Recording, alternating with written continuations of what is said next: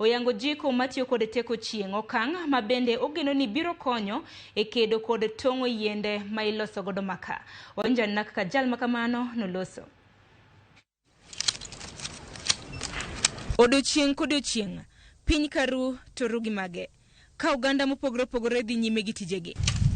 E gweng' ma Alendu e kaunti ma Kisumu, waromo gi Alex Odundo, jal mantiere kod pok mar loso masinde mopogore opogore. E kinde ma chieng' tuch, oganda janeno chieng' kaka gino makelo ler. En owuon oneno chieng' kaka yo mar chwalo tije mosebedo kotimo.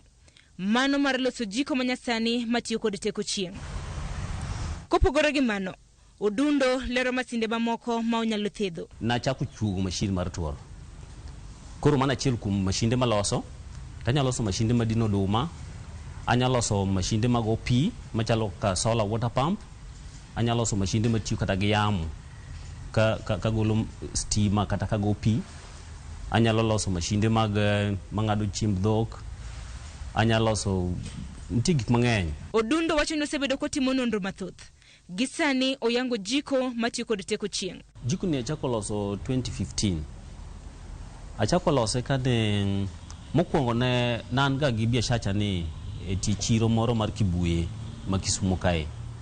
To chiro no ne wan gi yugi mang'eny sana machalo ka yukranda mane dong to ne wang'o giga. To kendo ne gima nochako timore kendo ni serikal ndalo no chungo wach mar wang'o maka. Ma wang'o maka ne en chik mane serikal otamore e Kenya ka. Koro an be kaka ng'at man gi pok mar iluongo ni innovation gi Kisungu.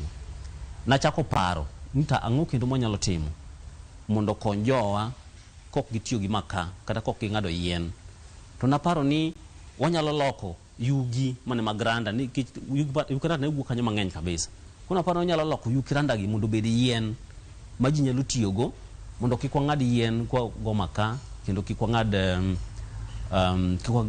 yien kwa tedogo. Gimachielo be mano chako keda ka an kada ka ja iluongo ni innovator mano kada kan gi pok mar loso gige mag chumbegi to pod adwa timo biashara be.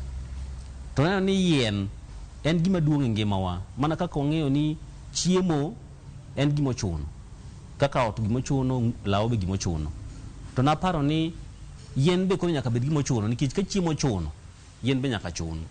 Koro naparo ni kanyalo chako biashara aina no to nyalo bedo maber. Koro gima ne nitie shida mane nitie ni jikni mane wan go nok nyal lielo gik manwa loso gi yukranda go. Koro nochuna na chaka paro machielo mar biro gi jiko moro mane nyalo lielo gik maloso gi yukranda go. Emomiyo na biro gi jiko man go masane ni. Kaluwore gi dwaro mare mar rito alwora, Odundo wacho ni jiko makamano bende nyalo tiyo gi yugi mora mora. Moko chuni nyaka tim mana gi yien. Jiko masani ni tiyo gi gik moluongo ni pellets. Ka kunya neno gi kae, magi pellets olosi gi machine, to magi yuk mchele. Wanyalo tiyo gi yugi mora mora te kata ka ni en yugi maliel moa e puodho. Obed yuk mchele, obed yuk randa mar bau, obed yuk oduma, obed yuk bel, yuk oganda, gimora mora.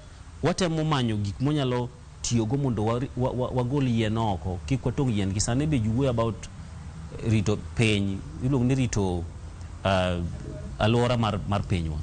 Rito alwora mar piny en mana pidho yien, to koro pidho yien nyaka wabi gi rieko machielo mar weyo ng'ado yien. Nikech mano kende yo monyalo rito go piny. Koro wan gi ma pellets gi to wan gi ma be pellets but koro ma bet ka duong' matin. Ma wan olunge gi ni 28 mm. En duong' moingo matin. Koro gitiye jiko mopogore opogore. Ma tiye jiko bet ka duong' matis mana kaka uneno ka jiko cha bet ka duong' matis moingo machielo ni. To ma be nya tiye gite but otiyo maber ahinya e jiko matis ni. Ma koro ma sana wathoro tiyo kode jiko matiyo go e ot. To maduong' ni sana wathoro tiyo kode jiko mitiyo go e hotel, otende kata kuonde machalo kaka skunde. Kopogore gi jiko matiyo gi maka, jiko manyasani no tiyo mana gi yugi matina. Ma Odundo wacho ni liel kuom thuolo malach. Mokwongo pellets bei mapiny ki linganisha gi bech maka. Kich maka moro mitedo en gimoro siling 100. Pellets moro mitedo en gimoro siling 30. Jiko ni ng'eny gi mach kabisa. Koro walose matis kaman kich ma itedo ge udi nikech ot ok dwar mach mang'eny, en gima itedo daka matis isetieko tedo. And then wadoni samiketo pellets gi yeka to ok okaw mang'eny ahinya, okaw mana muru mitedo. Jiko manyasani ni Odundo pako ni liel maber kendo maje chalo gas. Oleronwa kaka itiyo kode. Onge iro, en giro mok nyal interfere ko. To mano be konyowa nikech wang'eyo miechwa gi kido mar kendo mwatiyo gago, iro mogolo gacha. Ng'eyo ber ni iro ok ber gi ngimawa. Jiko ni wan gi gimoluongo ni fan matiyo gi stima. To koro nok wadwa ti gi stima nikech watemo wacho wach mar alwora. To koro stima bende ok wanya yude udi te. Koro nwaketo ni utiyo gi sola mondo riemb fan man kani. Koro sola no nitie betri mathis ma sola no chajo, makata kogik otieno sama chieng' onge titiyo gi betri no. Kogik sama kata koth chwe ma ok inyal yudo chieng' maber to betri cha matiyo. Koro sama chieng' nitie to sola chajo betri cha to betri ni riembo fan ni. Koro nyaiye ni ema ting'o pellet, ikete kata pellet matin, ok iket mang'eny nyaka malo ka. Ikete kata matis e iye ka.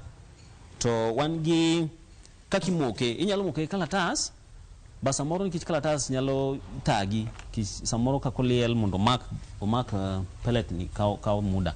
Koro waja nyiso ga customer wa ni nyiew mafuta mathin, tikaw pellet ni tikete i chupa mar mafuta no. Koro budo mafuta no, obudo pellets. Koro ko budo kaka uneno ni. Koro ikete kata matis, mana moko kata maro muka mago kende. Mana mobudugo. Koro mobudugo eme ikete imoke kibrit. Ka kibrit samako to liel to mako moko ka. Kosa moko bas iwiri kode. Oliel nyaka uri. Koro kata kaponi do medo matis medo mana matin e wiye kanyo ka liel no. To odhiadhi nyaka adhi nyaka odhiambo. Odundo ojiwo ng'ata man gi nyalo mar timo gimoro amora mar mondo kik luor. Ndalo mane pod adongo kana loso gige nagi, iyudo kata mana nyuola kwiri ni kik idhi nyis ji. To kok inyiso ji, ng'ama biro ng'eyo onge. Ineno ni kik idhi nyis ji biro kawo idea mar onge ng'ama nyalo kawo idea mar ng'ato. Mano pok ma Nyasaye omiyi makaro tim mana ji ositemo kwalo idea maga gi tok nyalre, pod gifela. Gisani Odundo wacho ni nengo mar jiko manyasani moloso nengo ni malo kalore gi dwaro ma pod ntiere piny. Ing'eno gik machalo kaka milose kambi gi kolose mang'eny to be dok piny. Koro sani nikech pod watimo odonwa chopi ji mang'eny mondo dwaro mag ji oidh malo, puro lose gi bei mamalo matis. Kwa keto sola gi betri mare no gi jiko obiro gimoro 6,000. Matis ni. To kwa migo no maonge sola gi betri nikech samoro iseng'iewo sola mari to migo gi 3,000.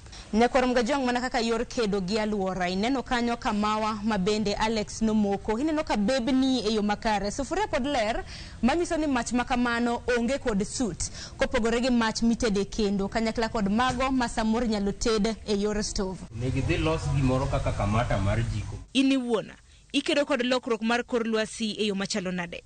Sharon Ong'ao, Ramogi TV.